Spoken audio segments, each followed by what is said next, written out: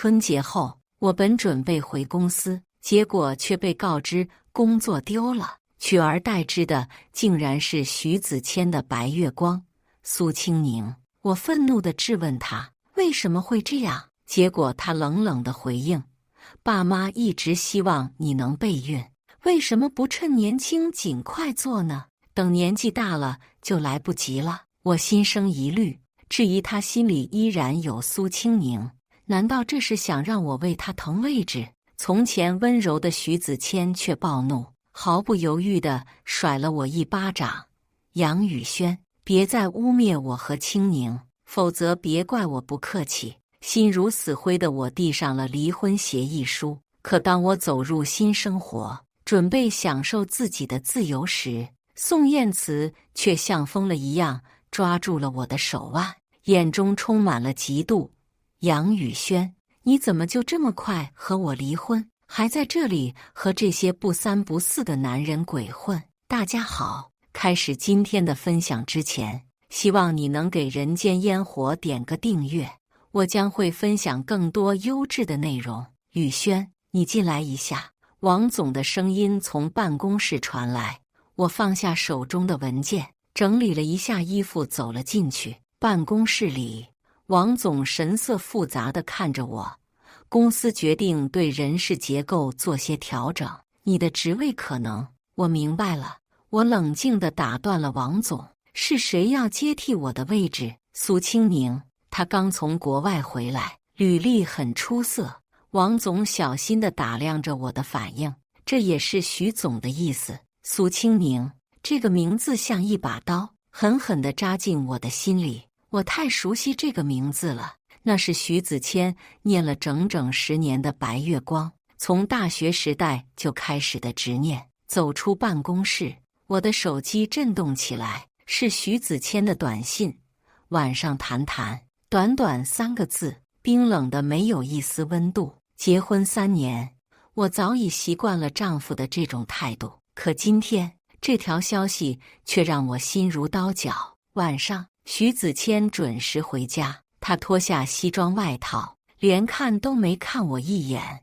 公司的事你应该知道了，为什么是苏青宁？我直视着丈夫，你就这么迫不及待地想让他接替我的位置吗？别把工作和个人感情混为一谈。徐子谦皱眉，青宁的能力有目共睹，他接手你的工作再合适不过，而且你也该考虑要个孩子了。我工作做得不够好吗？我的声音开始发抖。还是说你就是想给他一个机会，好靠近你？够了！徐子谦猛地站起来，你为什么总是这么不懂事？我是为了你好，你待在家里好好养身体，准备要孩子。徐子谦，我冷笑，你是在为谁好？是为了我，还是为了给苏青宁腾位置？啪！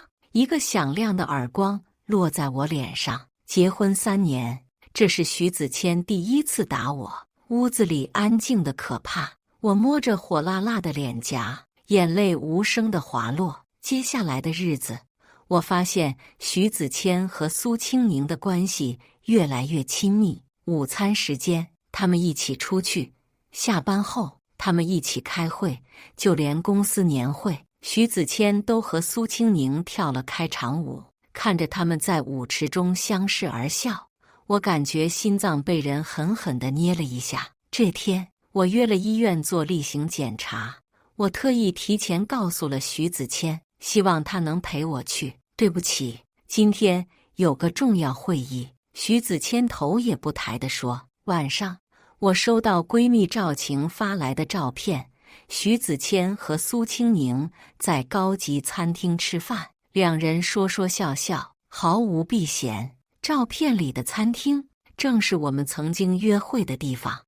我的手机里还存着徐子谦刚发来的消息：在开会，晚点回。坐在医院的长椅上，我看着手中的检查报告，突然笑了。5年了，我一直在自欺欺人，以为忍让和退步能换来丈夫的爱。第2天，我开始联系律师，准备离婚协议书。就在这时，前助理小张发来一段视频，视频里，徐子谦搂着苏青宁的腰，在公司电梯里亲密私语。苏青宁娇笑着推开他：“别这样，让人看见不好。”徐子谦却不以为意：“怕什么？反正他迟早会离开。”我关掉视频，心如死灰。原来我不仅要失去工作，还要失去婚姻。不，与其说是失去，不如说是清醒。这一刻，我终于看清了这场婚姻的真相。徐子谦回家时已经是深夜，一进门就闻到一股酒气。我坐在餐桌前，面前摆着几个空酒瓶。我其实酒量很差，每一口都像在喝毒药，但此刻唯有借酒消愁。你疯了！他冲过来要抢酒瓶。你身体不好，还喝这么多酒？看着他虚伪的关心，我冷笑一声：关心我，还是怕我喝醉了说胡话，影响你和苏青宁的好事？你到底想怎样？徐子谦怒吼，一拳砸在餐桌上。我给你要什么买什么，房子、车子、珠宝，你还有什么不满意的？我要的从来不是东西。我站起来，声音异常平静。酒精让我的大脑昏沉，却让我的勇气前所未有的强大。我要的是一个真心爱我的丈夫。你知道今天医院是什么检查吗？不，你根本就不关心。你只在乎苏青宁什么时候能进公司，什么时候能离你更近。他没等我说完，突然扑过来，把我按在沙发上。酒气和愤怒让他的眼睛充血发红。你是我的妻子，就该听我的话。你的工作、你的时间、你的身体都是我的。我要你现在就怀上我的孩子，放开我！我剧烈挣扎，这个我曾经深爱的男人已经陌生的让我害怕。徐子谦，你敢碰我，我就报警告你婚内强奸。我手机录音可还开着呢，你敢？他狠狠掐住我的手腕，力道大的像是要把我的骨头捏碎。我抬手就是一记耳光。我早就不是那个任你欺负的杨宇轩了。这一巴掌打出了我3年婚姻的愤怒，也打碎了所有的退路。我甩开他的手，看着手腕上的青紫，笑得异常平静。很好，这些伤痕可以作为家暴证据。徐子谦，你不是最在乎面子吗？我看你怎么跟苏青宁解释，他心目中的完美情人，原来是个打老婆的人渣。你变了。徐子谦捂着脸，不可置信地看着我。是啊，我变了。我笑着擦掉眼泪。以前的我总是忍气吞声，生怕惹你不高兴。可现在我明白了，你根本就不值得我这样付出。从始至终，你心里只有苏青宁。我的工作，我的才华，在你眼里什么都不是。你要我回家相夫教子，不就是为了给他腾出位置吗？你知不知道，我每天都在努力工作，就是希望能得到你的认可。可你呢？从来都是他好，他优秀，他配得上你。徐子谦沉默了，这是他第一次听我这样说话。我决定离开了。我拿起早已收拾好的行李，离婚协议你最好签了，想都别想。他一把抓住我的手腕，离婚？你休想！我冷笑一声，不签是吗？行啊，那我现在就去找苏青宁，让整个公司都知道你们的关系。你觉得他的名声还要不要了？徐子谦的脸色瞬间变得煞白。你敢？你试试看啊！我甩开他的手，反正我这个正式太太已经要不要无所谓了，大不了把事情闹大，让所有人都知道。知名企业家徐子谦包养小三，欺骗感情，我看你们2个谁更害怕？他愤怒地握紧拳头。怎么，又要打我吗？我直视着他。你已经打过了，限制我的自由吗？我已经被你囚禁了3年，现在我要解放自己了，选择权在你手上，是体面的签字离婚，还是让所有人都知道你们不光彩的关系？徐子谦最终颓然坐在沙发上，他太了解我了，知道我说得出就做得到。我放下离婚协议，明天中午之前，我要看到你签完字的文件。说完，我头也不回地离开了这个困住我3年的牢笼。身后传来他砸东西的声音，但我已经不在乎了。这一次，我要为自己活一次。一天下班前，我收拾好了桌上的私人物品。我没等人事来找我谈话，而是主动去敲响了王总的办公室。我想辞职，我把辞职信递过去，脸上挂着礼貌的微笑。王总明显愣了一下：“宇轩，公司的调整不是针对你，您不用解释。”我打断他的话：“我早就想换个环境了。听说苏清宁要来，正好把位置腾给他。”走出办公室时，我听到身后有人叫我，是周助理。他欲言又止：“宇轩姐，你真要走啊？”我点点头：“好好干，别让新上司失望。”最后一次整理办公桌时，我看到桌上那张和徐子谦的合影，照片里的我笑得那么甜蜜，而他温柔地搂着我的肩。可惜那些都是假象。我把照片扔进垃圾桶，然后给赵晴打了电话：“晴晴，还缺人吗？”“缺啊。”赵晴在电话那头笑起来：“怎么，想通了？”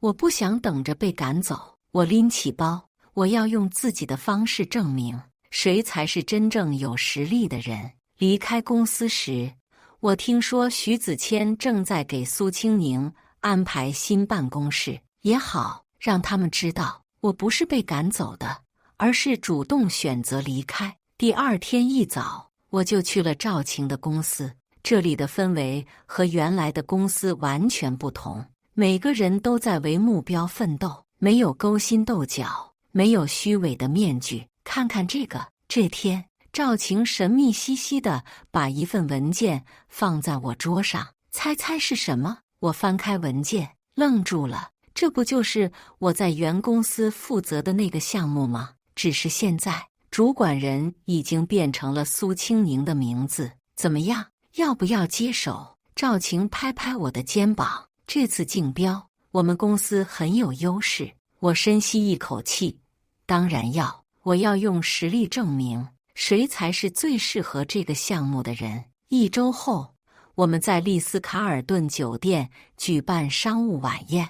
我带着团队完美展示了项目方案，从市场分析到执行细节，每一个环节都做到了极致。台下掌声不断，就连竞争对手也频频点头。就在这时，我看到了徐子谦，他站在角落里，脸色阴沉的可怕。有意思的是，苏清宁并不在他身边，听说他已经开始疏远徐子谦，转而投向了其他公司的总裁。杨总监，请签字吧。客户满意的推过来合同，我拿起签字笔，这一刻浑身都充满了力量。多么讽刺！当初他要赶我走，现在我却要带走他最重要的项目。签完字，我抬头看了他一眼，嘴角扬起一抹微笑，那笑容里没有得意，没有恨意，只有解脱后的平静。现在的我不再是任人欺负的小女人，而是一个独当一面的职场女强人。看着徐子谦铁青的脸色，我突然有种解脱的感觉。原来最好的报复不是你活得不好，而是你活得比从前更好。晚上有空吗？陪我去个地方。赵晴突然来了这么一句，我正在电脑前处理合同，头也没抬。又有什么鬼主意？皇冠夜总会新来了几个外籍男模。赵晴笑着走到我桌前，长得可帅了，反正项目都谈成了，放松一下嘛。我本想拒绝，但看到赵晴期待的眼神，还是点了点头。这段时间确实太拼了，也许该给自己一个释放的机会。夜总会的包厢里，水晶灯折射着五彩的光芒。赵晴轻车熟路地点了几个男模，我坐在沙发上，有一搭没一搭地喝着果汁。看那个金发的，赵晴指着台上的男模，兴奋地说：“身材真好。”我笑着摇摇头，目光却被站在角落的一个黑发男人吸引。他穿着休闲西装，与周围花花绿绿的环境格格不入。最特别的是他的眼神，清澈而坚定。这位看起来不像男模。我对赵晴说，他叫 Mike。赵晴神秘地笑了，其实是个投资公司的 CEO， 来这里完成一笔生意。正说着，那个男人走到我们桌前。2位美女，介意我坐这里吗？赵晴朝我使了个眼色，识趣地起身。我去补个妆。就在这时，一个再熟悉不过的声音在身后响起：杨宇轩。我抬头，对上徐子谦晦涩的眼眸，里面是疯狂的醋意。杨宇轩，你知道你在干什么吗？徐子谦踉踉跄跄地走过来，身上带着浓重的酒气。他一把推开麦，冲到我面前。你现在就是这样放纵自己，跟陌生男人鬼混？我冷冷地看着他。你喝多了。我是喝多了。他笑得有些狰狞，可我看得很清楚。你现在穿得花枝招展，在这种地方勾引男人，离了婚就这么迫不及待？注意你的言辞。Mike 上前1步，这位太太只是在和朋友聚会，滚开！徐子谦一把推开他，转头恶狠狠地看着我。你以为我不知道你什么心思？故意在这种场合出现，不就是想让我难堪吗？我突然笑了。徐总，你太看得起自己了。我现在的生活里已经没有你这个人了。他气得脸色发白。你以为你现在很了不起是吗？不过是抢了我一个项目，就觉得自己翅膀硬了。是啊，翅膀硬了。我站起来，直视着他。不仅抢了项目，还拿下了3个大客户。你不是一直觉得我能力不行，所以要把我的位置给苏清宁吗？现在呢，是谁做得更好？你。徐子谦一时语塞。他当然知道这段时间我的成绩，公司的几个重要客户都被我挖走了，苏清宁却连续搞砸了好几个项目。我听说苏清宁跟了锦华集团的邵东家。我微笑着说，看来你的白月光也没有你想象的那么纯洁。别提他。徐子谦忽然暴怒，一拳砸在桌子上。都是你，如果不是你威胁要曝光，他也不会。哦，我挑眉。所以你承认了，当初是你先勾引他的。徐子谦突然愣住了，意识到自己说漏了嘴。可笑。我拿起包准备离开。原来你们早就有染，亏我还一直自责，以为是自己不够好。现在想想，真是浪费了我这么多年的眼泪。杨宇轩。他一把抓住我的手腕。你不能走。放手。我冷着声音说。不放。他的手越抓越紧。除非你答应和我复婚。我知道错了。清宁她根本不是我想要的，我需要的是你这样贤惠懂事的妻子。我突然大笑起来。